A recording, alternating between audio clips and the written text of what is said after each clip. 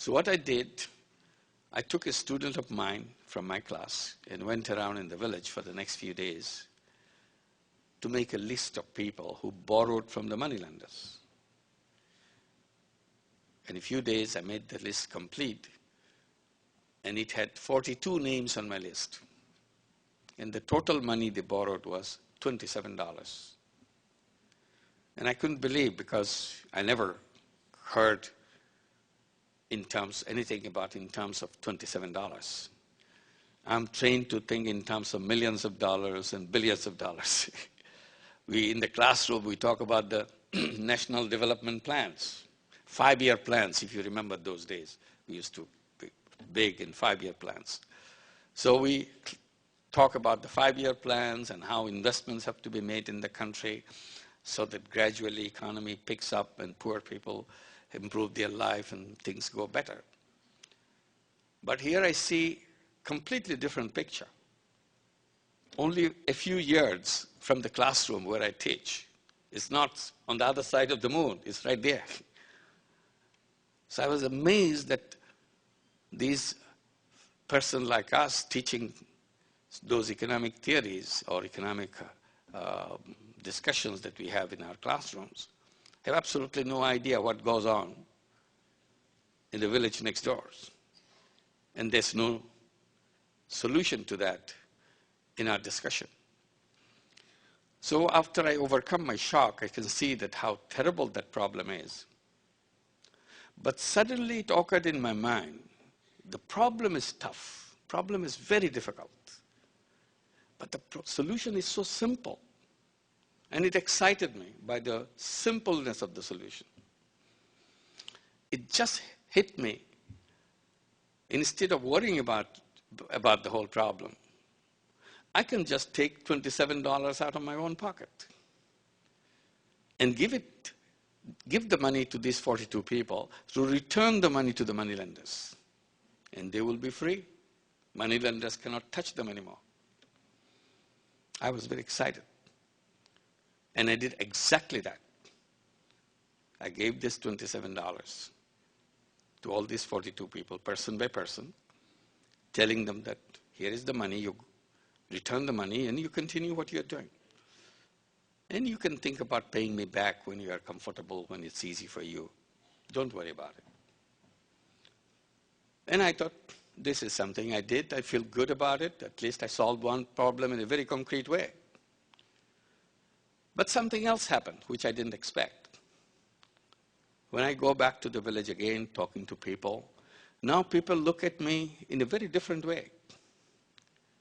They look at me in a very strange way, as if I have descended from the heaven. I said, my God, for $27, if you can become an angel, why shouldn't you do more of this? You still can afford to give some more money. And if it's so important for their life, you should do it. So that kind of new question haunted me. How do I do more? I could still give some money from my pocket. And I was thinking, no, that maybe not be the solution, because it has to go on in its own way. Again, another brilliant idea came to my mind. Why don't I link these people to the bank which is located in the campus? And bank should be very happy, because after all, this is a tiny little money for the bank to give it to the people, and they become the hero, and everybody will appreciate what they are doing. So I thought it's a win-win situation from both sides. And I become the matchmaker for them. So with the kind of this brilliant thought in my mind, I go to talk to the manager of the bank, and I propose to him that this is your opportunity. You lend the money to the poor people in the village. He almost fell from the sky. He couldn't believe that I have such an audacious plan for him. He said, no, it cannot be done. Bank cannot lend money to the poor people. And the more he insists, the more I raise question. Why shouldn't bank give it? What is the problem with the bank? And only explanation he could give, bank cannot give loans to the poor people because they are not creditworthy. I said, how do you know that? Have you ever given loans to the poor people? He said, no, I have not done that. So how do you know? I said, everybody knows that. Poor people cannot pay back because their stomach is empty. If you give the money, they will just eat and forget about it. I said, is it that simple? Then why should the moneylenders lend money to them? They know it too. Anyway, I couldn't persuade him. He couldn't persuade me. So we locked into a big fight. So that fight went to the higher officials in the banking hierarchy, went to talk to the senior officials in the banking world. Everybody tells me the same thing. It went on for months and no solution. Finally, I came up with another idea. This time I learned from their language and I used their language. I said, why don't you accept me as a guarantor? I sign all your papers, I take the risk, and you give the money. All I want to open your door. And that's important for me. So this time, since I speak their language, they couldn't really throw me out of the window. So they had to continue this dialogue, and finally, I think to get rid of me, they agreed. So at least they thought this will end the whole story, and I'll learn in a hard way that it doesn't work. So they agreed, and I was very happy that finally I won the case, and I can go ahead and take the money. And that's exactly what I did. I took the money from the bank and started giving the money to the people in the village. And the bank manager on the first day said, Dr. Yunus, say goodbye to your money. This money will never come back. And get ready to pay back the money. I said, I have no idea. I have never done this.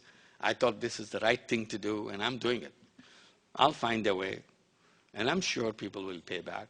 But if not, I'll find a way how to do it right.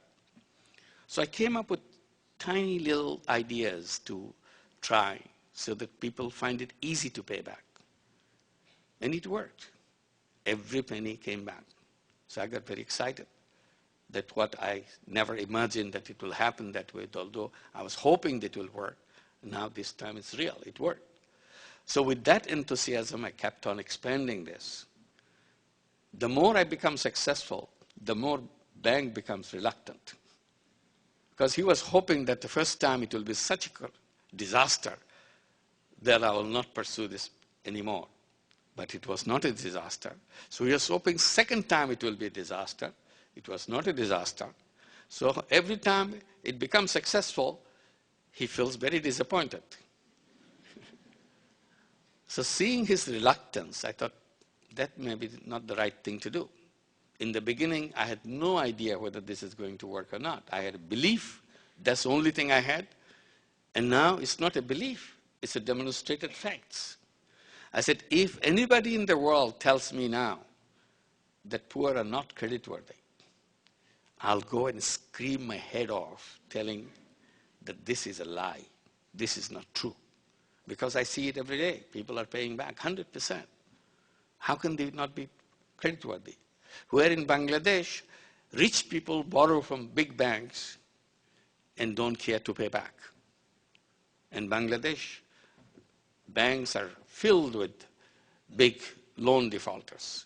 And here's the poor people taking tiny loans and paying back. So I thought maybe I should create a separate bank. Bank which will do exclusively business with the poor people. I needed a license. I needed a permission from the government. So I went to the government. Another struggle began to persuade the government.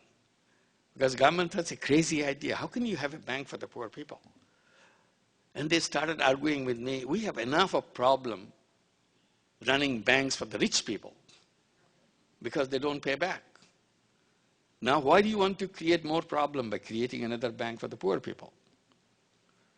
And I kept saying, look, this experience will be much different than the experience that you have because here are your records.